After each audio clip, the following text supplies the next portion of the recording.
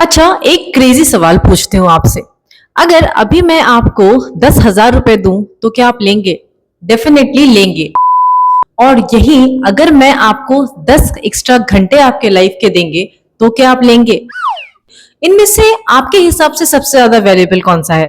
The truth is definitely time. हो सकता है आपके पास पैसे हो, वो पैसे आपने कहीं खर्च कर दिए, बट वो पैसे आप वापस ला सकते हैं काम करके। बट अगर आपकी लाइफ का 1 घंटा भी वेस्ट हो गया तो क्या आप उस 1 घंटे को कभी ला पाएंगे? एक बार जो टाइम चला गया उस टाइम को आप कभी अपने लाइफ में वापस नहीं ला सकते। इसीलिए कहते हैं ना, अगर आपके पास 100 रुपए हैं सिर्फ, तब आप उस 100 रुपए को कितना सोच समझ के खर्च करते हैं। मेरे पास सिर्फ 100 ही रुपए है और मुझे उसे अच्छे से खर्च करना है। आपके पास जो टाइम है वो भी लिमिटेड ही है।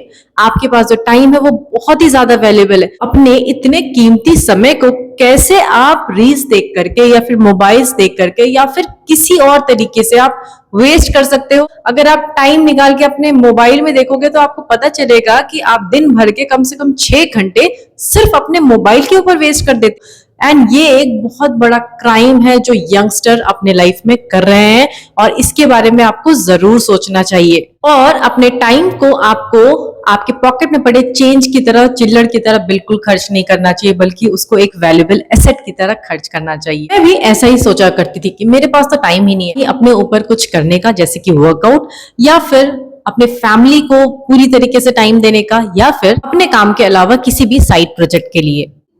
पर सच्चाई ये है कि मैं टाइम पुअर नहीं थी। मेरे पास टाइम था, बट उस टाइम को किस तरीके से खर्च करना है, उस टाइम को किस तरीके से मैनेज करना है, ये कहीं ना कहीं मुझसे गलती हो रही थी। मैं उस टाइम को कहीं ना कहीं उस जगह पे वेस्ट कर रही थी जिसका एक्चुअली कोई वैल्यू ही नहीं है। And इस चीज को आपको अपने 24 घंटे में जरूर सोचना चाहिए कि आपके 24 घंटे में आप कितने आवर्स ऐसे वेस्ट करते हैं जिसमें अगर आप वेस्ट नहीं करते तो आप कुछ काम की चीज कर सकते थे।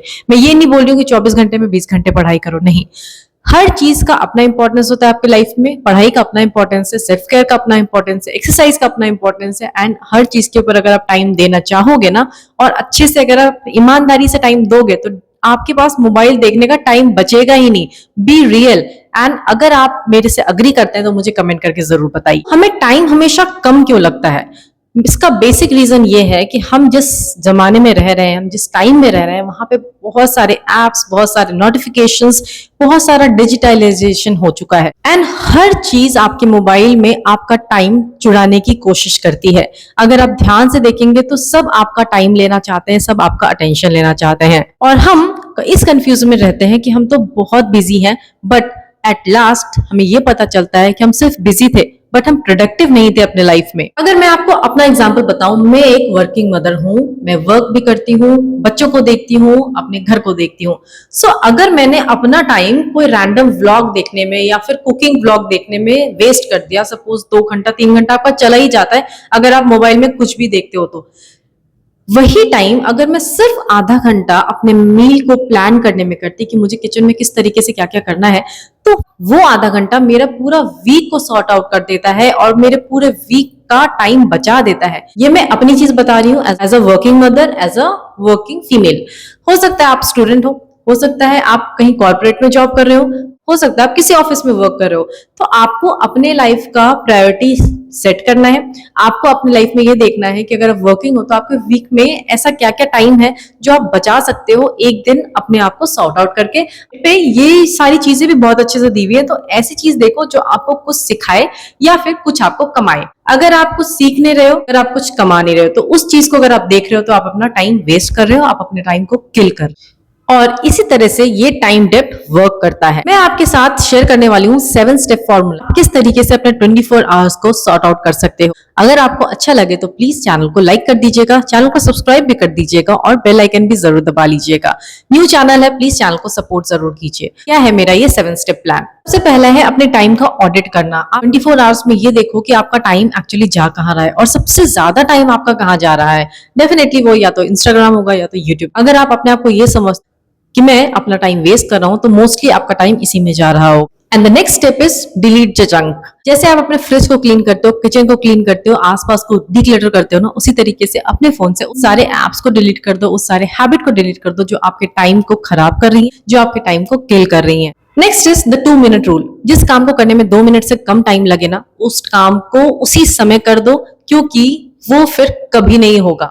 Next is time blocking. अपने टाइम को ब्लॉक करो उन चीजों के लिए जो आपके प्रायोरिटी लिस्ट में सबसे ऊपर है। सबसे पहले उनको खत्म करो, एंड देन जो टाइम बचा है उसमें बचे खुचे काम को करने की कोशिश करो। हो गया तो ठीक है, नहीं हुआ तो ठीक है, बट आपका जो प्रायोरिटी सेट था एटलीस्ट वो काम तो हो गया जो आपकी लाइफ के लिए बहुत ज्यादा इंपॉर्टेंट था और जो आपको लास्ट में या फिर फ्यूचर में कुछ हेल्प करने वाला है।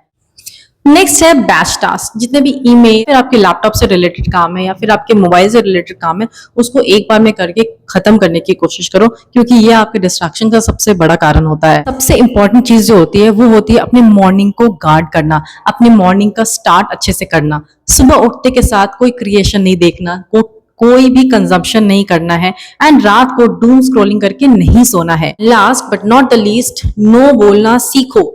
किसी भी ऐसी चीज के लिए, यूजलेस चीज के लिए जिसके लिए आप यस बोल रहे हो ना, इसका मतलब आप अपने किसी अच्छे काम या फिर किसी अपने प्रायोरिटी लिस्ट को नो बोल रहे हो ऑटोमेटिकली, क्योंकि हर जगह टाइम लगता है एंड आपके पास सिर्फ 24 आवर्स ही हैं। ओके, सो अगर मैं अपनी बात बताऊं कि मैंने अपने साथ क्या किया, मैंने अपने लिए क्या क्या करेक्शंस किया, तो अगर मैं ये बोलूं कि क्या मेरे पास इसके लिए टाइम है, ये कभी अपने आप से मत पूछो, क्योंकि कहीं ना कहीं आपको ऐसा लगेगा कर लेते हैं ना यार, थोड़ा ही तो टाइम लग रहा है। बट इंस्टेड ये पूछो कि क्या मैं अपने लाइफ का जो ये टाइम दे रही हूँ, ये इस चीज के लिए वर्थ है भी या नहीं, या ये मुझे कुछ काम आएगा भी या नहीं आएगा। चाहे वो कोई भी काम हो, चाहे आप किसी से बात कर रहे हो, चाहे आप कोई एप्स यूज कर रहे हो, चाहे आप यूट्यूब पे देख रहे हो, बिंज वॉचिंग कर रहे हो, हर जगह ये क्वेश्चन अपने आप से जरूर पूछो कि क्या ये आपके लाइफ में आगे चल के आपको कहीं लॉस तो नहीं करने वाला है। सो नेक्स्ट टाइम जब भी आप अपने आप से ये कहे ना कि मेरे पास टाइम नहीं है,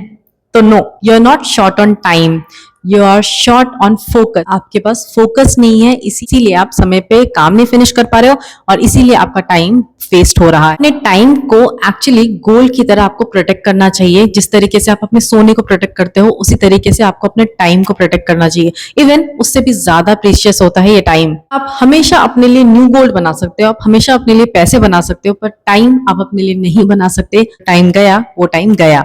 अगर इस वीडियो ने आपको 1 मिनट का भी वैल्यूएबल कुछ लेसन दिया है ना, तो इस वीडियो को लाइक कर देना, क्योंकि मेरा मोटो इस चैनल के लिए यही है कि मैं किसी का टाइम वेस्ट ना करूं, या मैं उसको इंस्टेंट डोपामिन ना दूं अपना कुछ फैमिली व्लॉग या फिर कुछ भी दिखा करके, वेस्टलेस या बेसलेस चीज दिखा करके, बल्कि मेरा ये हमेशा मोटो रहता है कि मैं कुछ ऐसी बात बोलूं जिससे किसी को थोड़ा सा मोटिवेशन मिले, या फिर वो अपनी लाइफ में अगर कुछ चेंज कर सके। जैसे मैं लोगों की बातें सुनकर अपने आप को मोटिवेट करती हूँ, वैसे ही अगर आप मोटिवेट होते हैं, अगर आप कुछ सीखते हैं, तो उसको अपनी लाइफ में लाइए और मुझे कमेंट करके बताइए कि आखिर आपने मेरे वीडियो से कुछ सीखा या फिर कुछ आपको अच्छा लगा। तो उसको जरूर कमेंट कीजिएगा, मैं उसको जरूर पिन करूंगी और उसको लाइक भी करूंगी। अगर आपको ऐसे वीडियो अच्छी लगते हैं तो प्लीज चैनल को सब्सक्राइब कर दीजिए, and thank you so much for watching this video.